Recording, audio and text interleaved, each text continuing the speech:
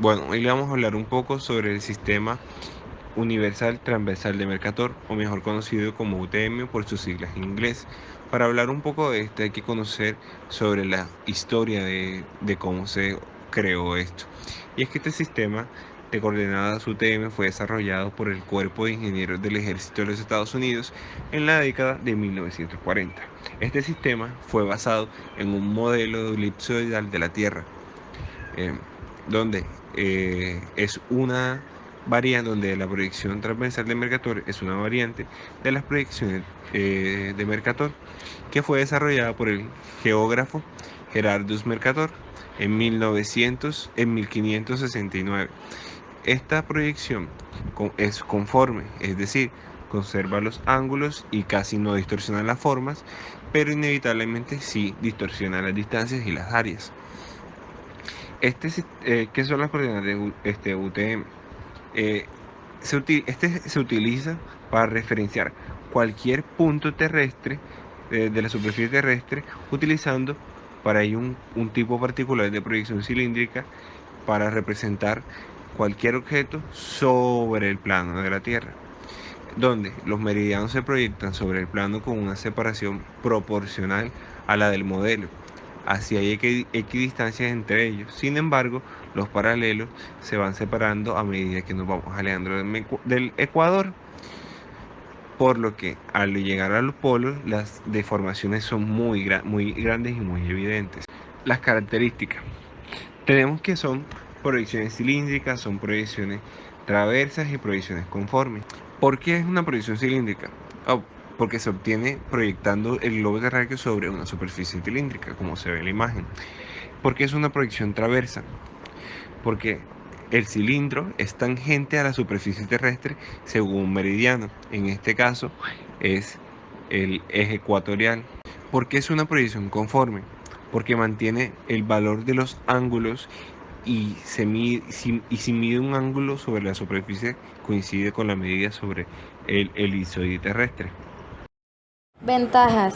A continuación les mostraremos, o más bien les hablaremos de las principales ventajas que nos ofrece el sistema de coordenadas UTM.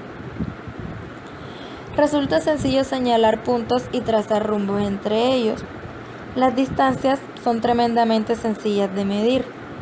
Se conservan en todos los casos la forma de accidentes geográficos, incluso para las áreas más pequeñas. Los paralelos y meridianos se representan en mediante líneas formando una cuadrícula. Los rumbos y direcciones son fáciles de marcar. Bueno, después de repasar las ventajas del sistema de coordenadas UTM, toca repasar las desventajas, que las hay, y pues en algunos casos son realmente importantes. No existe una uniformidad en la escala de distancias. Las deformaciones se vuelven importantes en latitudes elevadas. A diferentes latitudes no hay proporción entre algunas superficies. Y por último, no se representan las zonas polares.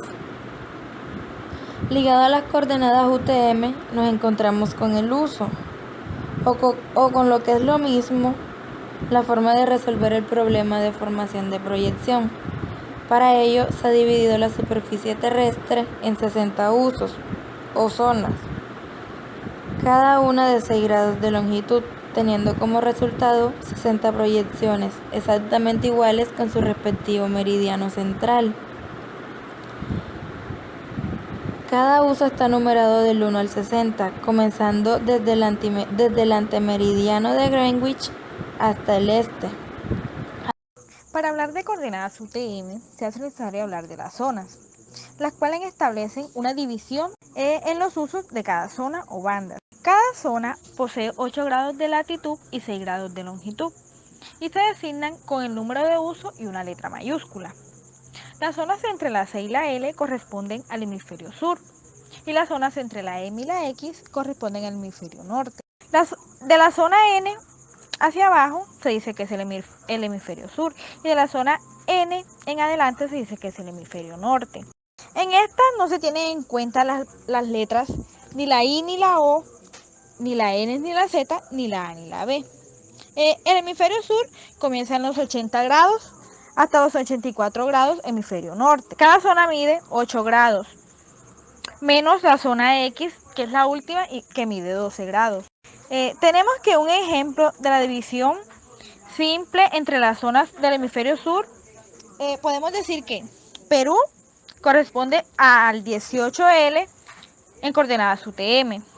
La zona sea norte o sur está definida por la línea ecuatorial. Decimos que las zonas del hemisferio sur están indicadas con la letra S seguida del uso y las zonas del hemisferio norte están indicadas con la letra N seguida del uso. Digamos, una zona UTM sería la SC, 72 grados, 80 grados latitud. Ese sería un ejemplo para el hemisferio sur. Y para las zonas del hemisferio norte, un ejemplo sería la N, zona UTMN, 0 grados, 80 grados latitud. Geometría del uso y de los ejes cartesianos. Este meridiano central y ecuador son los que van a establecer los dos cartesianos en el uso para poder posicionar un punto en toda la superficie. El meridiano central de la zona será el eje Y, mientras que el ecuador será el eje X. Bueno, cabe decir que el eje central corresponde al que está situado en la mitad entre el meridiano 0 y el meridiano siguiente en dirección al este. Se sitúa a 3 grados del meridiano 0. Debemos ser conscientes de que los usos no son rectangulares, ya que si hacemos una analogía de cortar una sandía, por ejemplo, por la parte de los extremos de los polos será más fina que por el centro.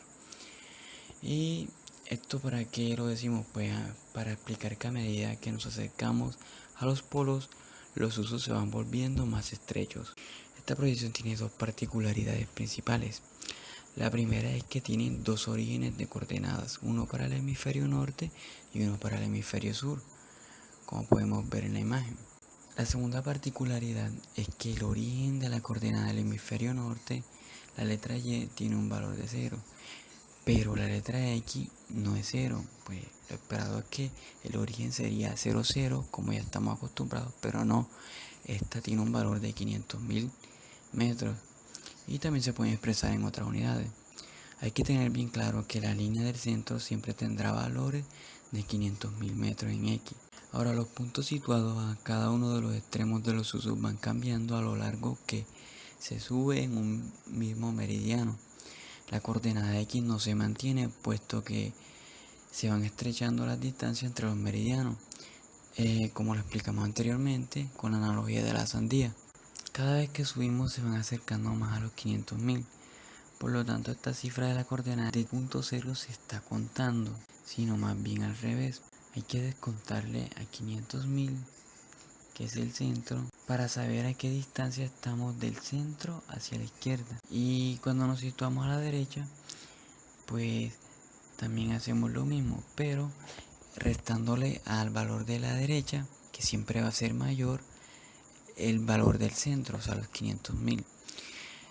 Los valores de la derecha siempre serán superiores a 500.000 y aún serán mayores cuando estén más cerca a la línea del ecuador. Cabe decir que este sistema facilita todo porque las cifras son positivas y nunca vamos a encontrar valores cero y mucho menos valores menores a 166.000 y pico o valores mayores a 833.000. Por último, vamos a hablar sobre las coordenadas UTM con una resolución de 1 metro. En la imagen podemos observar cómo estas son escritas, primero colocando el uso que corresponden a aquellas 60 divisiones ya habladas anteriormente, y la zona S, que esta correspondería al hemisferio norte, y el siguiente valor, el cual corresponde a las coordenadas en X, que estas estarían antes de 500.000. Cabe resaltar que están unidades de metro, y siempre serán 6 dígitos para las coordenadas en X, y el siguiente número serán 7 dígitos para las coordenadas en Y. Estas coordenadas en Y que nos dicen que este punto está situado a 4.687 kilómetros del Ecuador. Y bueno, esto es todo por hoy.